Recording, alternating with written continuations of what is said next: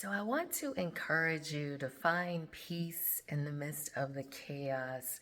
As I was scrolling through social media, I was noticing that, there are a lot of people who feel like they don't have peace right now, whether that's something that's going on around them, something that's going on internally, things that are outside of their span of control.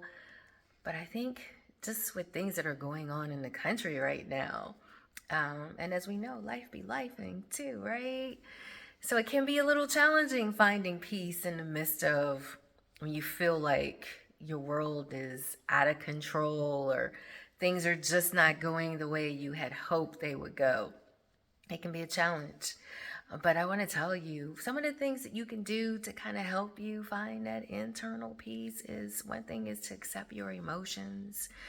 Sometimes like when people say, "How you're doing?" You're like, "Oh, I'm good. Everything's fine." But the reality is everything's not fine and you're not good. And no matter how many times you say it, you're still feeling it, right? So it's okay to accept those emotions, feel what you're feeling. So once you accept those feelings and you're able to release them or find better ways to deal with them. And then I want to tell you to focus on what you can control. If you're like me, sometimes part of the reason why my peace is disrupted is because I'm thinking about those things that are outside of my span of control. So if we just start to focus on those things that are within our span of control, that'll help a lot. And then limit the negative impact, whether that means do a technology detox, don't be on social media for a week, don't watch the news, don't read the newspaper, because as we know, the news never shares anything good, right? It's always the bad stuff. So do what you can and stay away from the people who bring the negativity, who have the negative energy, who have the gossip, or who's the woe is me. Stay away from those people because you take on that energy. And next, I want to tell you to reframe your thoughts. A lot of things that are related to our peace, it starts in our mind. So reframe how you're thinking about something. And I know people say that all the time, take a bad situation and turn it around and find a good in it.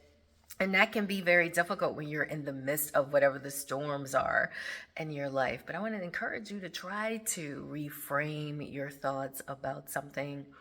And I've mentioned this numerous times before, but when you're having those what if scenarios, try to switch it and have the what ifs in a good way scenarios as opposed to the what ifs in the bad scenarios.